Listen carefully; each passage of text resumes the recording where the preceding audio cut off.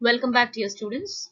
Under algebra and number theory, we are in unit number 5, classical theorems and multiplicative functions. In that, we are now in lecture number 7, which is about statement and proof of Euler's theorem. So previously we had seen 6 lectures. So the first 3 was about Wilson's theorem and its problems, followed by Fermat's theorem in lecture number 4, 5, 6. And lectures 7, 8, 9 will have Euler's theorem as well as its problems. Let's get on to the presentation. So let's have the overview. Leonhard Euler, during the period 1707 to 1783, was a Swiss mathematician. He made influential discoveries in many branches of mathematics. I guess many things you would have seen under Euler functions, Euler derivatives, double derivative. So much of things he invented in M1, etc. you would have studied. This theorem, Euler's theorem, came in the year 1736. It uses the Euler pi function that is also called as totient function. This is new word to you, totient function phi. And is also well known not only in mathematics. He has vast knowledge in physics, in the field of mechanics, fluid dynamics, optics, astronomy, and even musical theory. So we'll have before getting on to the proof of Euler's theorem, so we'll have the help of a lemma. So first let's prove the lemma and then we'll move on to Euler's theorem.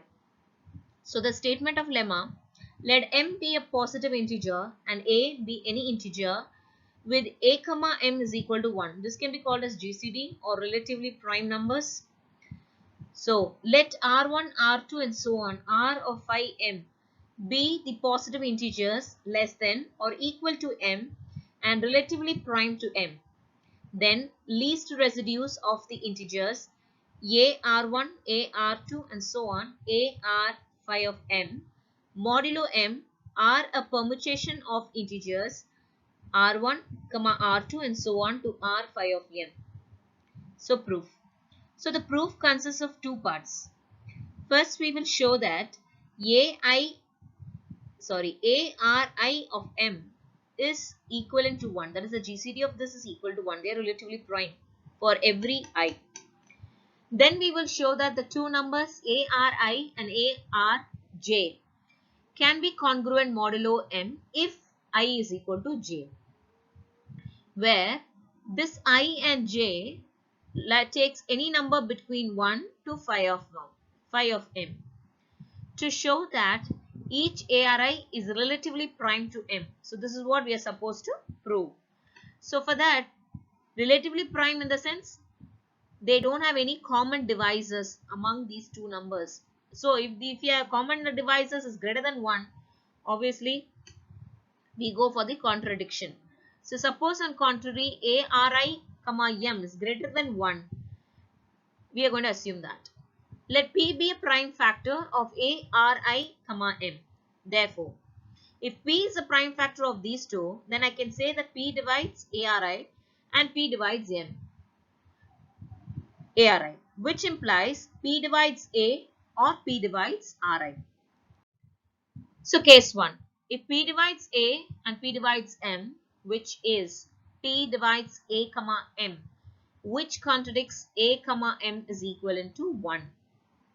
Case 2, P divides Ri and P divides M, which is P divides ARI of M, which contradicts Ri, M is equal to 1. Thus, ARI, M is equivalent to 1. Hence, AR1, AR2 and so on, AR phi of M are all relatively prime to M. To show that no two of integers ARI can be congruent modulo M. Suppose ARI is congruent to ARI mod M. That is, if I am going to consider these two are equal, where I and J Remember, where I and j lies between 1 to phi of m, between any number we can take, or it can be either equal to 1 also, which implies, if this is the case, I can say this modulo m divides ARI minus ARJ. So if this is the category, then I can say that m divides Ri minus Rj. Since m comma a is equal to 1, so which means that m does not divide a, correct? So that's why they're relatively prime here. So which implies Ri is congruent to Rj mod m, which implies I is equal to j. Thus two distinct elements in AR1, AR2 and so on, AR phi of m are not congruent modulo m. So the least residues of AR1, AR2 and so on, AR phi of m modulo m are some permutations of R1, R2 and so on to R phi of m. So permutation sets, the sets which is transformed to itself, map. So let's get on the statement of Euler's theorem. So let m be a positive integer and a be any integer where they are relatively prime. A comma m is equivalent to 1. Then a raised to the power of phi of m is congruent to 1 mod m. Hope you remember the statement of Wilson theorem and the statement of Fermat's theorem. Fermat's theorem was a raised to the power of p minus 1 is congruent to 1 mod p. And Wilson theorem was, any guesses? Yeah, it is going to be a factorial number. So depending upon the factorial, we had it as a factorial is going to be is congruent to minus 1 mod m. So this is called as an Euler's torsion function. So let R1, R2 and so on R phi of m be the least residues modulo m that are relatively prime to m. This was already proved in the lemma. By lemma, the integers a, R1, a, R2 and so on a R phi of m are congruent modulo m to R1, R2 and so on R phi of m in some order.